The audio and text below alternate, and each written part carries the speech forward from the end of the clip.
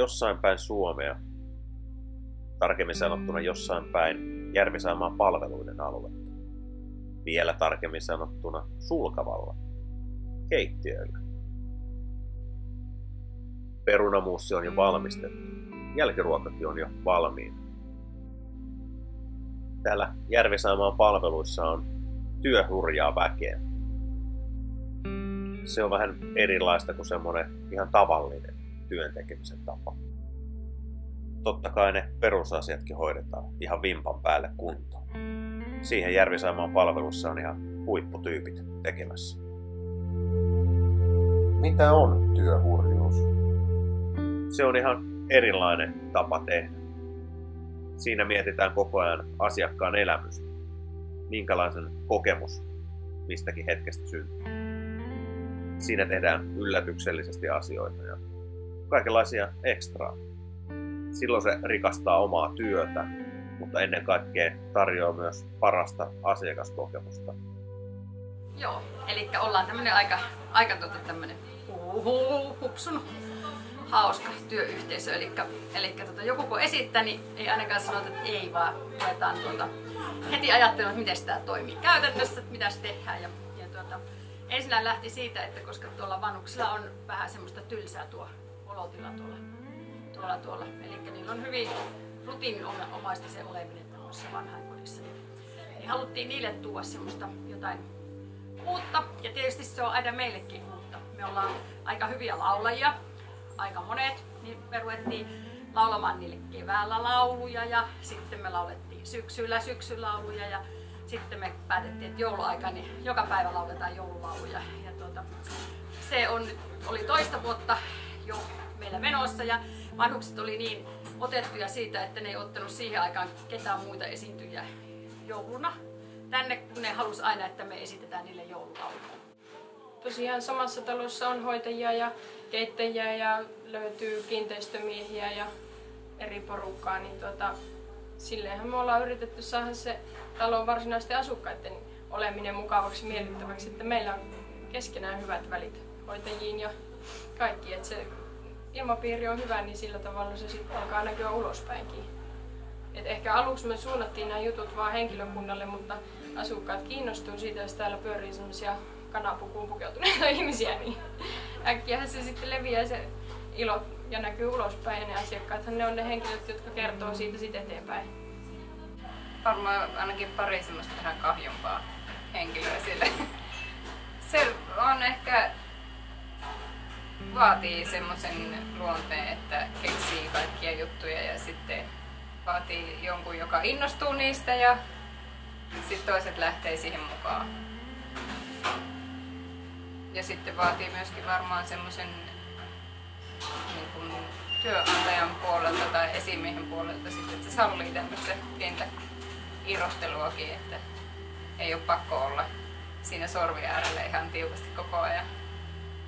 Väriviikko, eli jokainen pukeutui sekä myö täällä keittiöpuolella että osaston työntekijät niin jonkun väriteeman mukaan. Niin joku päivä annettiin vaikka punainen ja kaikki yritti laittaa jotain punaista päälle. Ja sitten paras, jolla oli paras asu, niin se palkittiin joka päivä. Ja sitten ne vanhuksetkin lähti siihen mukaan, niille piti etsiä punaista huivia ja sinisiä housuja ja vaikka mitä, että oli tosi mukava viikko, sekin viikko. Me otetaan haltuun nämä kaikki sosiaalisen median palvelut. Osalla on jo hyvin hallussa ja osalla tulee olemaan, että kaikki on kuitenkin kiinnostuneita sen väylien etsimisestä, että miten me saadaan hommat näkyviin ja niitä käytetään ahkerasti. Laitetaan hauskimmat tilanteet jakoon, niin siinähän sitä sitten rupeaa muutkin näkemään, mitä täällä tapahtuu. Meillä oli päävappuna tommonen kehys, johon sai työntekijät ja nuo. Essi on aina meillä semmoinen aika hyvä organisaatio, että se Essi ja Anne teki sen semmoisen kehyksen ja sitten siihen pääkon laitettiin, niin siinä oli hauskaa vappua lukia. Sekin, että meidän puolelta otetaan myös kontaktia noihin asukkaisiin ja semmoista, että ei ole vaan se, että on keittiöihmiset ja he elää omaa elämäänsä tuolla ja me vaan tehtäisiin ruoka niille, vaan kyllä mun mielestä se kuuluu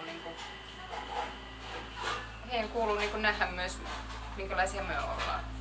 Joo, taukojumppa on semmoinen, jotka on saanut sitten kanssa, koska se näkyy, kun meillä on avokeittiö, niin se näkyy tuonne muualle puolelle, niin me noin, voi sanoa, että 4 päivänä viidestä niin viikossa me pidetään taukojumppaa, eli se on aina kahvituntia ennen, semmoinen 5-10 minuuttia, eli meillä on hartiaseurujumppaa, selkäjumppaa, joskus jopa vatsalihaksille ja näille, että aina otetaan yksi kohe ja sitten jumpataan silleen, että ja ennen kaikkea hartia ja niskat ja nämä, niin ne on kaikilla meillä tulissa, niin saadaan semmoinen, ja se on erittäin hyvä. Siis se on ihan oikeasti nyt ollaan jo sen verran tehty ja se on niinku parantanut varmasti työssä oloa ja työssä viihtyvyyttä ja jokaisen niinku omaa terveyttä.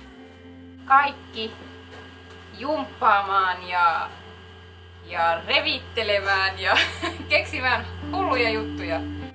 Vahvoja ammattilaisia osaa hyvin hommansa. Se riittää siihen, että sitten annetaan tilaa sille omalle itselle. Mun mielestä. Ja senkin, että uskaltaa sen persoonansa antaa peli, niin se tulee ajan kanssa, että minä olen täällä uusin ja ei se heti tuntunut siltä, että että nyt voidaan leikkiä täällä tai pitää jumppaa. Että ensin piti todistaa, että osaan tehdä työn hyvin. Olen vahva tekemään ne työn ja kaikki kun sen on näyttänyt, että osataan tehdä yhdessä homma, niin sitten pystyy tekemään vähän muutakin.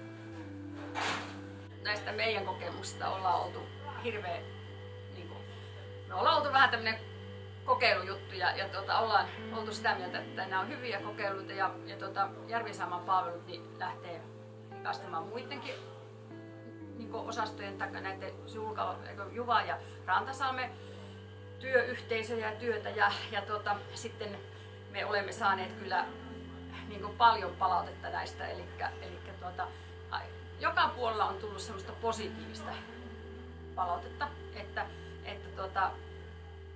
sitä voi sitä työtä tehdä vähän eri tavalla ja että ne totutut säännöt, niitä voi rikkoa. Semmoinen bändi oli rumpuna Kattila ja Essi soitti tuolla raastiraudalla viulua ja Vispilä oli kitarana ja kaikkea, niin esitettiin. Se oli jouluaika esimerkiksi kun Petteri Punakuonolla olettiin ja musia soitiin se noille. Se oli hauska juttu. Tekee sitä ylimääräistä, niin ei se ole siitä työltä pois, vaan pikemminkin se työ hoituu rennommalla otteella ja automaattisemmin, kun se oma pössis on hyvä täällä. Siis se henki on se, että jos jotain halutaan, jotain tarvitaan, niin se yleensä etsitään ja tehdään. Terve Seija! Terve! Essille terveisiä. 41. vuosi alkoi työssä. Krista täällä terve, 26 vuotta töissä. Eli Krista 26 vuotta. Niin, 26 vuotta. No niin, tässä on mä näytän se kuva. Pistettiin parastamme kameran edessä ja nyt kaikki muutkin saa tietää, että tehtiin niin